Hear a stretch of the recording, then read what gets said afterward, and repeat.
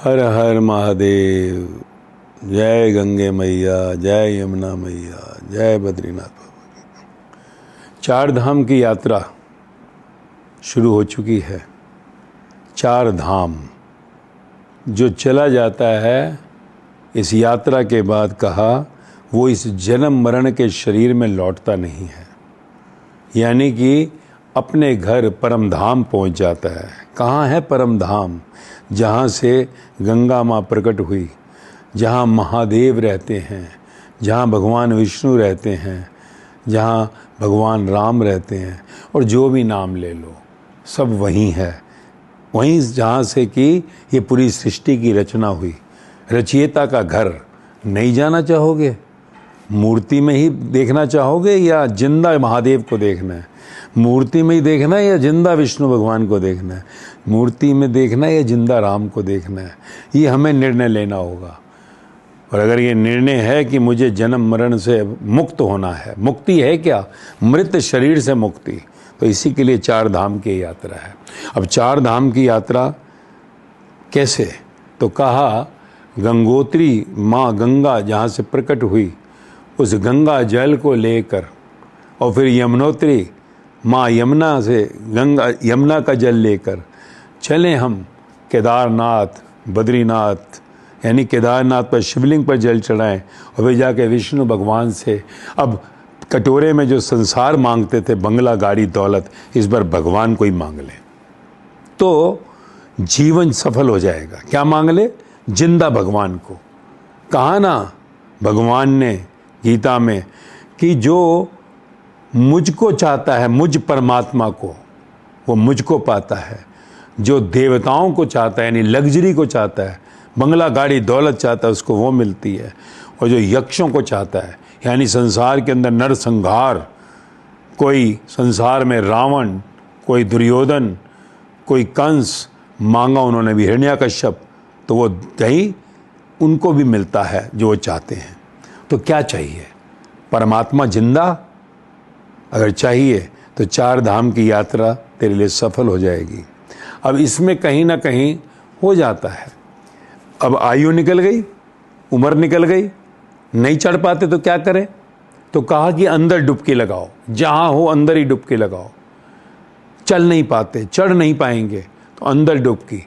मन जहाँ पे विचार चलते हैं, जहाँ पर कि संसार के लिए बुराइयाँ चलती हैं, जहाँ विकार यानी काम वासना, क्रोध, लोभ, मोह, अहंकार है, उनको बाहर लाओ। और वो मन जब निर्मल होता है, कबीर मन निर्मल भयो जैसे गंगा नीर, गंगा यानी नीर, वो पवित्रता आ जाती है। तो आगे पीछे भगवान फिरे, हरि फिरे, कहत कबीर कबीर, तो खुद ही अंदर हिमालय प्रकट हो जाता है। जैसे ही अंदर विकार बाहर आए, निर्मल हुए, गंगा प्रकट हो गई, अंदर ही हिमालय आया, महादेव प्रकट हो गए। और फिर भगवान जो हम चाहते हैं परम धाम मिल जाएगा। और जो जाते हैं, कभी कभी मौसम खराब हो गया, कुछ भी हालात आ गए, बड़े दुखी हो गए, आए थे कि क्या हो गया? नहीं, जहाँ हो, जहाँ मौसम खराब हुआ, कहीं पर भी निराश होने की जरूरत नहीं।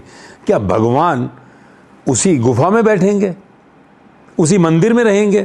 तेरी श्रद्धा, तेरी भक्ति प्रचंड हो तो क्या प्रभु मैं यहां तक आया, अब आप आओ। भगवान दौड़े दौड़े आएंगे, तुझे गले से लगाएंगे।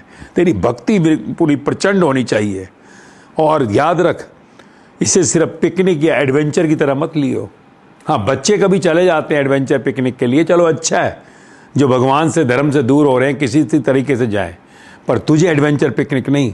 जब घर से निकले तो अंदर यही कि मुझे जिंदा भगवान चाहिए, जीवित भगवान, यानी मेरे को मूर्ति में बहुत देख लिया प्रभु, अब मुझे जो है आप कहाँ रहते हो वहाँ पहुँचना है।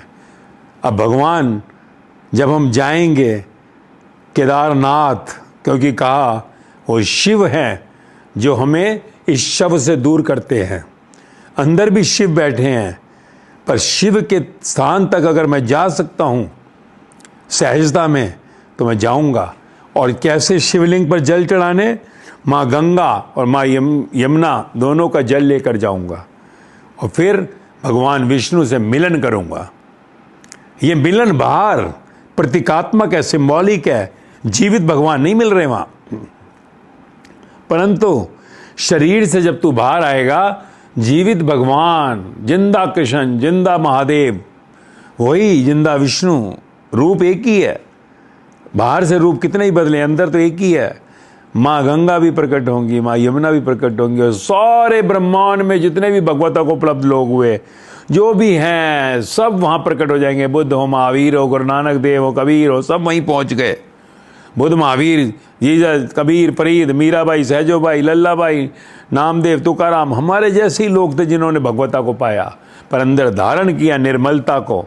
उन्होंने संसार नहीं मांगा, उन्होंने कहा प्रभु तू ही चाहिए। अथार्थी, आर्त, जिज्ञासु, ज्ञानी, जो गीता कह रही है।